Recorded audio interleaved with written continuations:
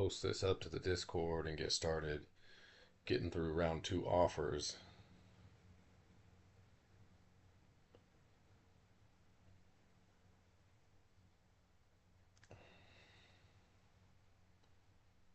I don't know what's going on. My phone internet's being kind of wacky. I think probably needs to restart. Not that I'm doing this from my phone, but typically I post to the Discord from my phone. Where do I put this? Free agency official. All right. If anybody's around and wants to interact via Discord or YouTube, I will be on and paying attention. Let's get started. This is an interesting free agency round. We had not as many offers in round two, but still a substantial amount. Alberta, Pittsburgh, Regina, Wichita, Green Bay, Tennessee, New York, Taipei, and Las Vegas put in offers. No offers for Chicago this time. We're saving our cap for some round three action. Sheldon Archer, he had a few. And if we look at form responses, Archer, Shelton, although I think it is Sheldon, not Ton. He had one, two, three offers, one from Muncie and two from Alberta. And this is pretty interesting. So Alberta put in their first offer, 7.5 million over 4 years. That includes the salary, the signing bonus of 3.5 million. Let me double check my numbers real quick. Yep, that's right. That had an offer satisfaction rating of 65.15, good enough to sign, but along came Muncie, and Muncie put in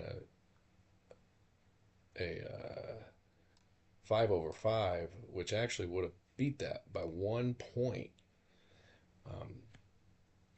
And Klepp got nervous, put in a second offer. He thought his first offer maybe wasn't going to do it.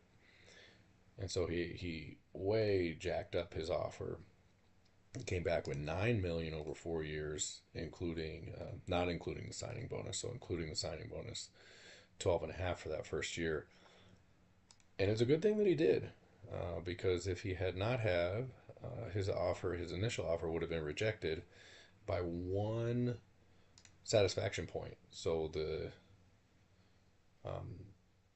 Archer was prepared to take 5/5 on a 5-win team instead of 7.5 with 3.5 up front.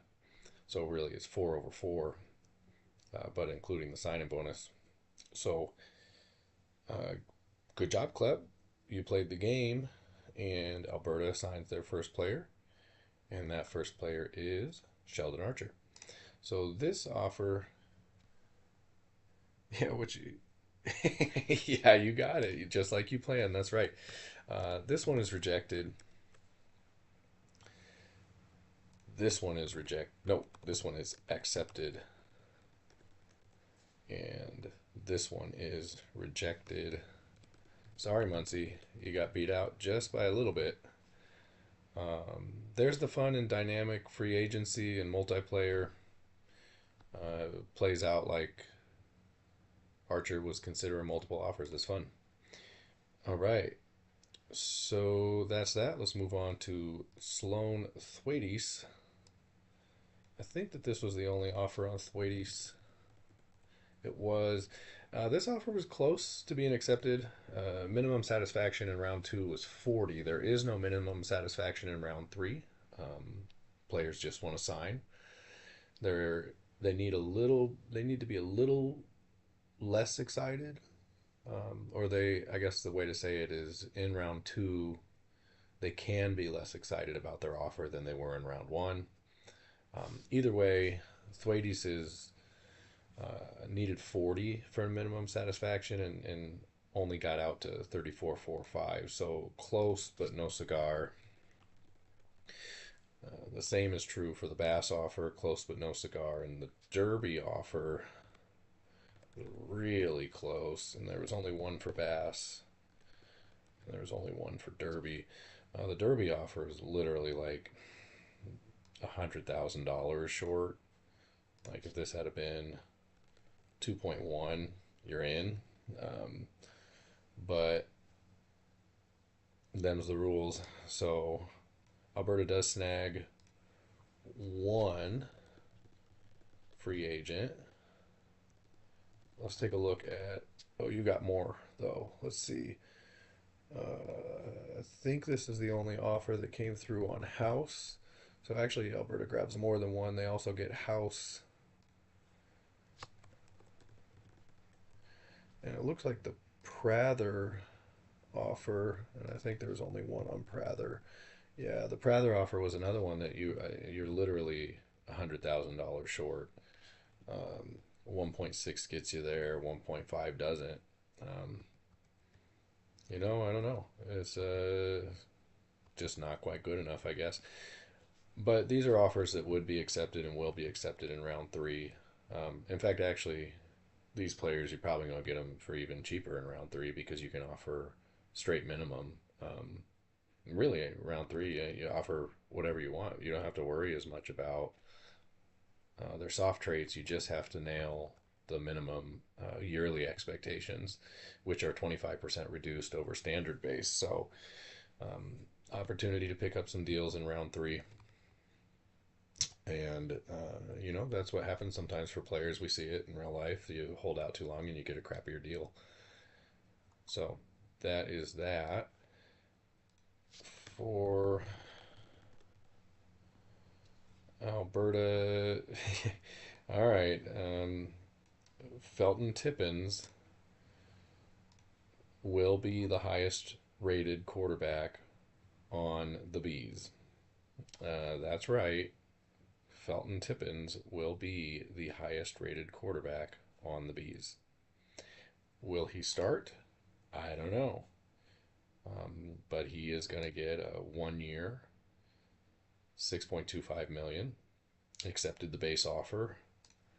You think about why. It's definitely this 85 winner. He wants to play for a winning team. The Bees are a winning team. It also helps.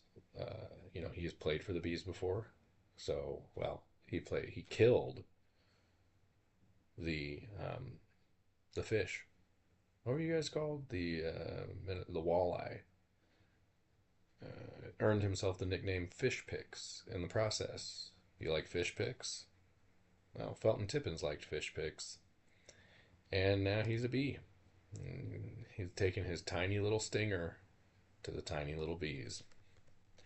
So Felton Tippins returns to Pittsburgh.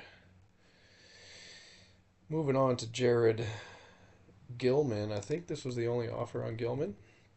It was. Pittsburgh, you also nabbed Gilman. You had an offer satisfaction rating of 45.35. Minimum was 40 for round two. Congratulations. I will move everybody over. Dwayne Hughes, Pittsburgh, picking up another former Chicago Blue. Picking up Dwayne Hughes, giving him five. That's 38-year-old Dwayne Hughes, by the way, giving him 5/1. Dwayne liked that offer. Alfonso Romano also likes this offer. And let me make sure, because Romano had different offers. In round one, he almost signed. He turned down 3 million over 2 years to play for Alberta, and instead he is going to play for Pittsburgh for 4 million over 1 year. Okay, that makes sense to me. He took 4/1. He's got 70 greed. He wants more money. That sounds good to me. So here we go. This is accepted. This is accepted. Pittsburgh, you got to be getting close to having a full team. All these accepted offers. Regina Chadwick Archer. Questions about whether Chadwick's going to play this year. Well, here's your possible answer. Chadwick got a deal offered, almost signed with the Hitmen.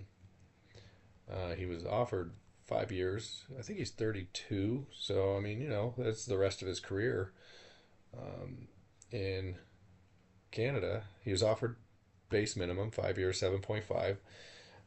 He almost signed 35.89 and needed to get to 40 on satisfaction. Probably greed is what held it back, being offered the base minimum. Not quite there. So, this is a rejected offer. But mad respect. Good job. Wichita Dion Bauer, another former Chicago Blue. Bauer also. Ooh, man, you paying Bauer, huh? What you paying him all that cash for? All right. Well, Wichita, you got yourself a wide receiver, 8 million over 2 years, including that their sign-in bonus.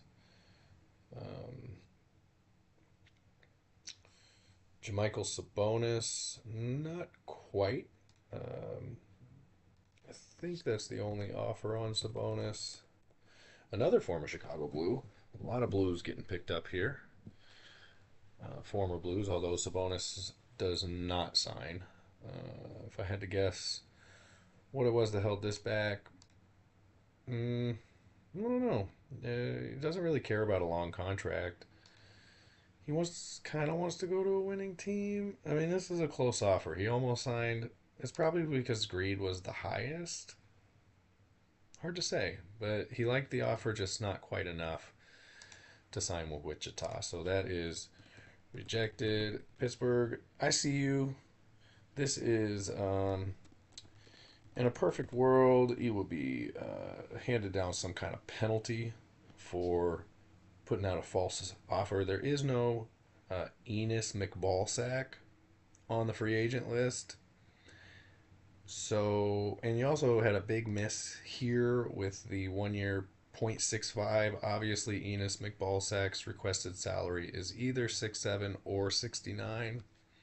So, nice troll, nice-ish troll. All right, Reginald Davis for Green Bay. Reginald Davis signs with Green Bay. Not as many what I'd call bidding wars this time around. We're not having a lot of. There were a lot of one-off, people saying like, "Hey, you want this contract?" and guys saying yes or no. We'll see how many of them come back around in the final round. But Reginald Davis, that offer is accepted.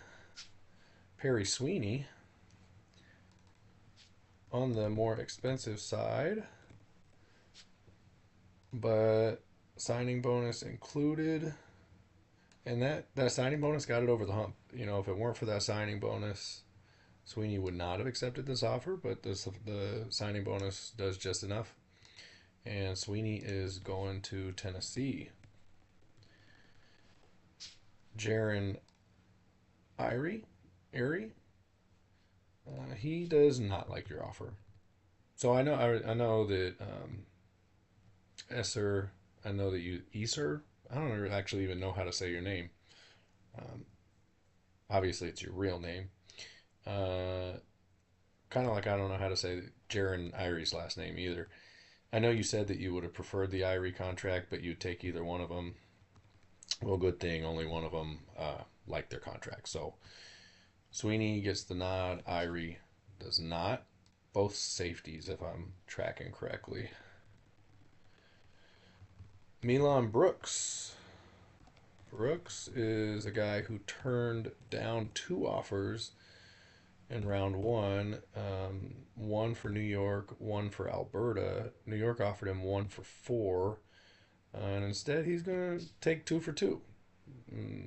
I guess he wanted to just spread it out over a couple of years. I guess that makes sense. It's not about the money. He's only got 2 greed. So if it's not about the money, what's it about? He wants a longer contract, wants that stability. He liked this deal just enough, and Milan Brooks is going to New York.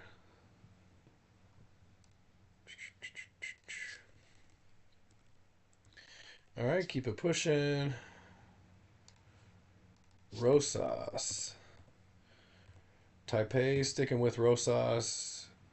Offered him 2.2 over 5 in round one. Offered him 2 over 5 in round two. And while he didn't take the 2.2 over 5 in round one, he will take the 2 over 5 in round two. So, congratulations, you got a little discount. Way to stick with it, Taipei. You do get Kaimon Rosas, another former Chicago Blue. Sequoia Champney, if I'm not mistaken, Champney is a quarterback. Champney does not like your offer at all. He 22.57. He says no thanks. I don't really actually want to be the third string quarterback in Taipei very much. So Rosas Champney says nerp. And we're on to Las Vegas, and tonight's going a lot faster than last night. Not fiddling with the color coding so much. I'm also not just getting home from the bar. So, last night, it was what it was. But here we are. Rosas, Champney, Yoop, Como.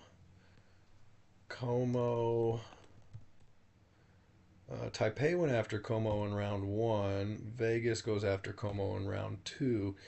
So Como rejected a 5-year 1.85 offer in round one. He held out for a better offer, and he got a 1-year offer for 2.5. So, like if I'm just thinking about organic offer rejection, acceptance, Como held out and got a better offer, an offer that's more aligned with what he was looking for. Um, with that 30 loyal. Well, that's weird. Hold on. I'm going to have to double check something real quick because I got different soft traits here. So give me a second here because I got to check on this. Como.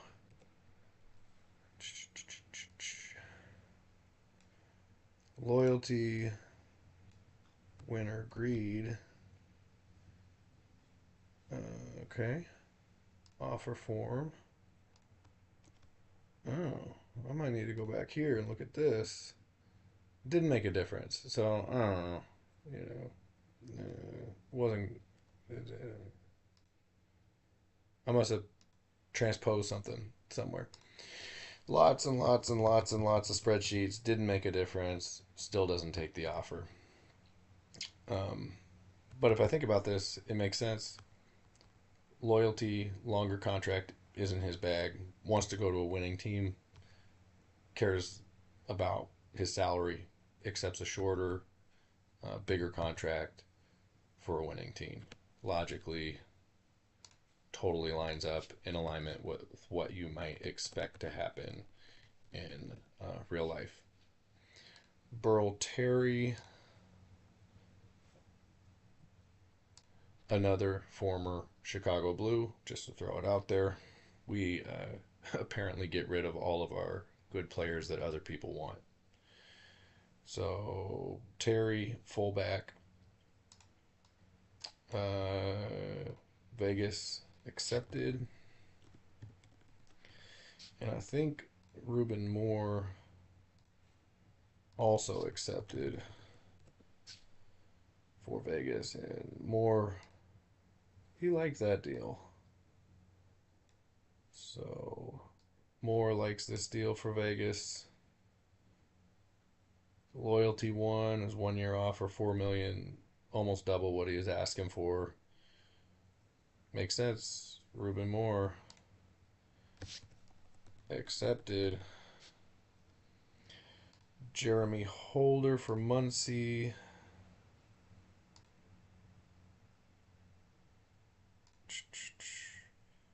Holder for Muncie.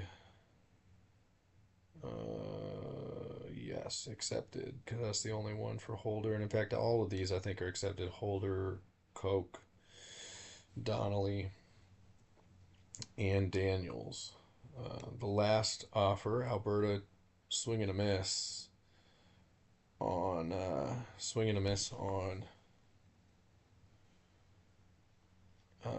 Robbie Duncan, but good swing, and he's going to have a better. He will accept the exact same offer next in round three, and in fact he'll accept an offer. He's shooting himself in the foot. Duncan right now, he's trying to get out of the mindset of he's Hall of Fame, the guy, franchise quarterback. He's at the end of his career. He still wants it. He's hoping somebody comes along that jumps up and says, "Oh yeah, I'm going to use my one cut on my quarterback and bring in Robbie Duncan." He's hoping. I don't think it's going to happen. Maybe it does. Maybe it does. Yeah, okay. Ark, who you excited about? Milan Brooks? Yeah, you got your guy. That's right. You got your guy, and you got your guy for cheaper than round one. So all in all, some of the guys got better deals in round two than they would have gotten in round one. Um, some of the guys got worser deals than they if they had have accepted in round one. As far as like a dynamic, organic, uh, free agency system that uses soft trades, I like this. It's not perfect. I think that there's already some things with the formula that I'm like, like that doesn't work exactly how I thought it would or I wanted it to, specifically loyalty score.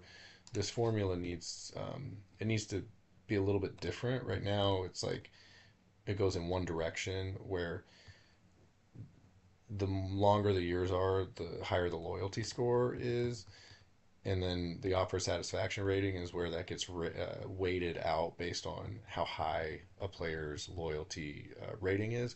I think that that actually needs to be like a barbell so that um, players with low loyalty get high loyalty scores out of short deals, and players with high loyalty get high loyalty scores out of long deals. Um, I'm positive that I could figure out how to write that formula instead, but I'm also positive that it's not fair to change the rules right now.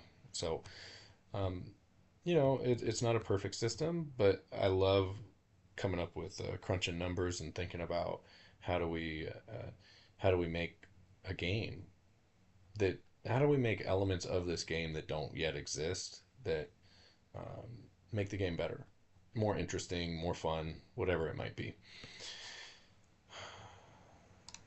And if we ever, as a big ever, if we ever get a multiplayer franchise out of multiplayer online franchise with full modding capabilities, I'm gonna go ahead and say that's a very unlikely.